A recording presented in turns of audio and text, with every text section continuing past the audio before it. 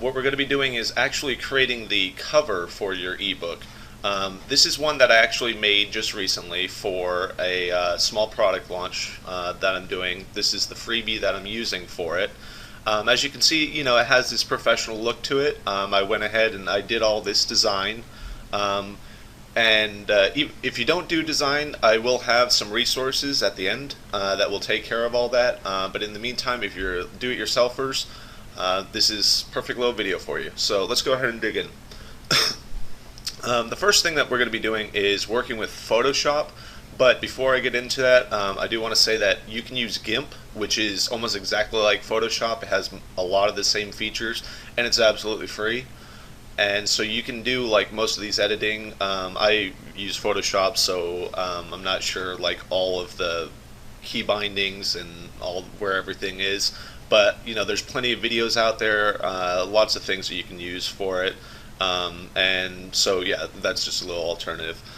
So let's go ahead and I got my Photoshop open, and so I'm just going to kind of like recreate this basically. And so let's just dig through that. The first thing that I did was create a canvas that basically looks like a book. You need to have this sort of like aspect ratio.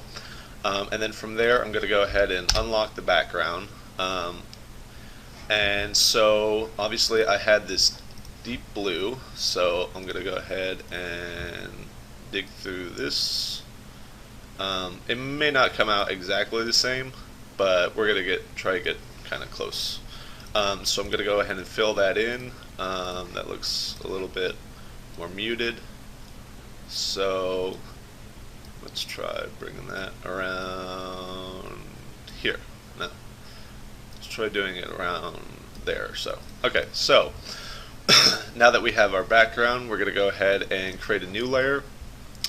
I actually have a couple these designs with the scientists and the chemistry and everything. I was thinking of a theme, a general theme, a theme that could actually go onto the landing page, go within the ebook, and be like really just continuity throughout the entire thing, so that when someone sees it, they just realize, oh, this is exactly, this is the book to this site, and so on and so forth. Everything makes sense. You might not have a general theme along the entire thing, but even still, you can, you could always play around with it. You have unlimited potential with it.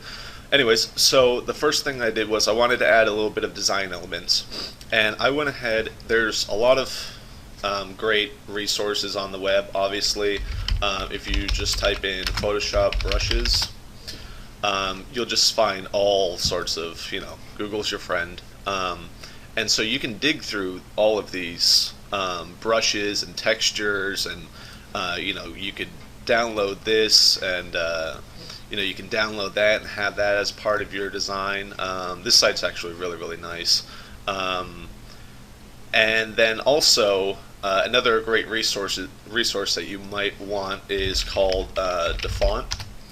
And this is just all sorts of fonts. You can just dig through this, and there's literally just thousands upon thousands of fonts.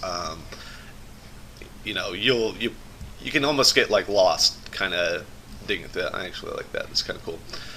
So anyways, let's jump back over here. I went ahead and grabbed my brush, and this is the scientist right here.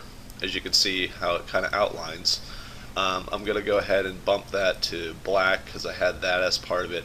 And so what I did was I had this a little bit bigger, and I put them about like right there, and then I had a smaller one right behind them about like that or so.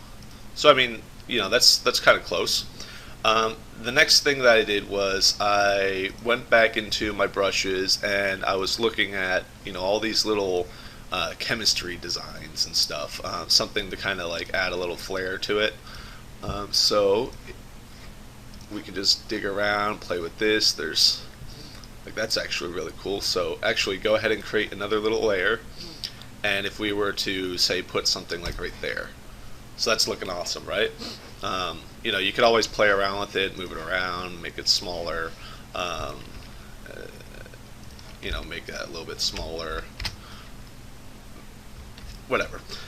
So now we have, I went ahead and did a small stripe across the top and offset everything. So I just kind of, just any particular area, doesn't have to be exactly on point.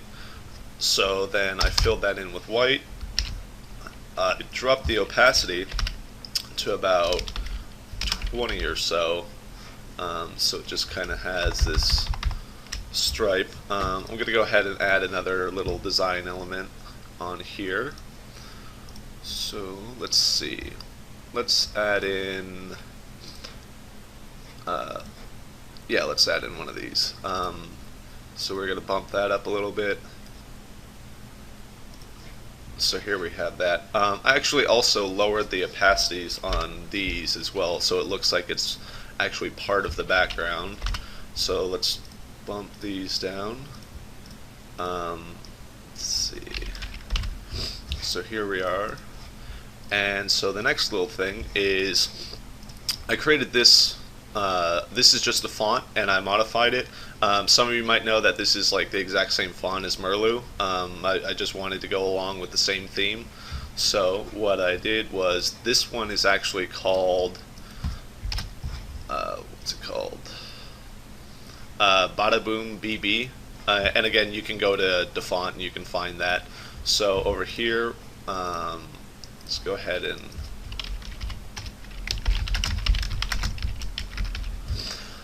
so here we have, right now it's very basic. I actually have that a little bit offset, just to kind of play around with everything. Okay, so from here you'd go ahead and just open up the blending options, and there's like an unlimited amount of ways that you can play with this stuff. There's plenty of tutorials on sites like Smashing Magazine and Noop, and if you just wanted to play around with it yourself. But just for the purpose of this, if you want to recreate this right here, just go ahead and follow this. Go to Gradient Overlay and pop open the gradient, and then click on this one right down here. And let's see, it's a very off blue, almost like a teal. So like right around there. I'm not going to get it exactly right, but you get the point. So then just go ahead and copy that. And a little trick to get this really subtle gradient is to just copy and so it's a flat color, and then just barely pull it up just a little bit and see how it had just a little bit of difference in it. A little bit goes a long way. So we're fine with that. And so next we're going to throw a stroke around it. This is actually, we're going to put like a 5 pixel stroke on the outside, and then it's just a white. Next we're going to add a drop shadow, and because of the stroke you're not going to see like much of the drop shadow, so we have to pull it out just a little bit. See how you might not see it on my on your screen, but it pulled it out a little bit. I'll zoom in. So here you can see the drop shadow. It's looking kind of comic booky. So here we have that. The next thing that I did was to create this tagline. The title of the book, basically, 8 Ingenious and Profitable Niche Site Ideas. So go ahead and pull down the text size. Oh, actually, we don't want it the same font. I actually went with, I believe, Myriad Pro. So let's find that real quick. Myriad Pro's pretty decent. It's kind of like a little placer font. It's just kind of clean. So 8 Ingenious and Profitable Niche Site Ideas. So here we have that. Actually, I'm going to go ahead and bold it as well. I'm also going to make it white, so you can see it. And I'm actually going to make that a little bit smaller as well. Maybe drop it down to like 24, and have that about like right there. So Again, just to kind of give it a little bit of extra flair, what we're going to do is go into blending options. And we're just going to give it a really, really basic drop shadow, not the default. You can do like a 1 pixel distance and 1 pixel size. It has this really nice, clean design to it. So, that's basically what this was. Oh, and besides my name down here. So, I just had my name down here. Here's a little trick. Go ahead and right-click on the 8 Ingenious line, and then copy the layer style, and then paste the layer style, and that'll give it the drop shadow as well. Okay, so say we're happy with this. We finished with the design. We're ready to go forward with it. From there, go ahead and do a regular save. Keep it as a PSD file. That's the Photoshop file, if I can find it. Keep it as the Photoshop file. That way, if you ever want to do any edits, you're not trying to work with the JPEG. But for this purpose, I'm going to go ahead and just save this as a JPEG. So we're just going to call it cover. And when saving it, just kind of max it out. Keep the image quality up. So from here, now we want to give it that ebook look, right? There are, go ahead and close that. There's tools out there such as Cover Action Pro that pretty much will do like anything that you need. And I mean, this thing is like pretty much used by everyone that's really, really serious about creating products online. Because I mean, you can see that there's just so many different options. The price tag is a little bit high though. It's let's see. Actually, I don't remember off the top of my head. Okay, so the price tag, for probably your level, when you're just creating an ebook, might be like 47. If you want to get up to like the pro level, it's like almost 300. And I know, yeah, it's pretty expensive. And that comes with everything, obviously. So then I was thinking, there has to be free sources out there, right? Or at least cheaper sources. Well, if you jump over to Fiverr and just type in ebook cover design, you'll actually find a ton of people that will make these covers for you. And basically, you send them the PSD that we just made, and they'll basically handle it from there. A lot of these are pretty pro, and a lot of the times they'll actually use this same software and then just make some extra side income by doing the extra work. So of course Fiverr's only $5, but there's one more resource that's actually really, really good, which I even used for this one, and that one's called My eCover Maker. You can see it right up there.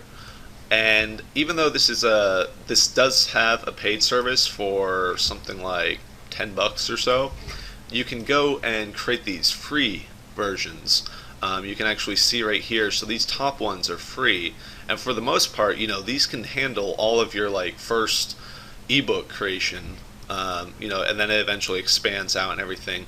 But we'll go ahead and just create one in here. This is the one that I actually used, so dig this up.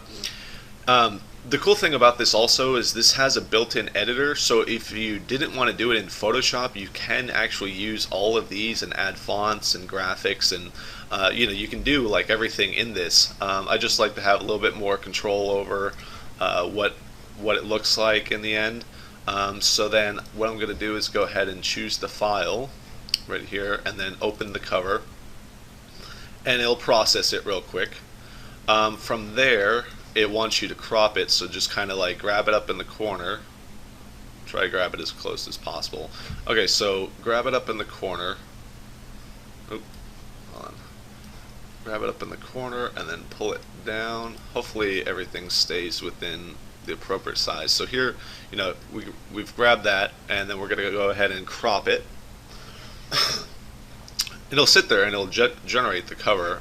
So this is sort of the cover that it's going to be going with. You can play around with it. Everything seems to look okay. And you can add this clip art and text, so if you forgot anything or if you just want to do your own thing within here, So we're going to go ahead and just hit finalize, and on their end they'll actually render this out, and it might take like a few moments or so depending on your connection speed. Okay, so check this out. Now we have, before you do anything, go ahead and make this a transparent background. That way you don't have to worry about, cutting out the edges and everything and doing all this, if it's much more easier to work with a transparent background. So anyways, you can go ahead and take this, resize it to however large you want, as long as you don't want to make it too sort of pixelated. And then from there, you can just hit download, and it'll just, there you go. Or you can just right click here and do a save as. So here we have our ebook. And so if we jump to the desktop real quick, you can see that there it is.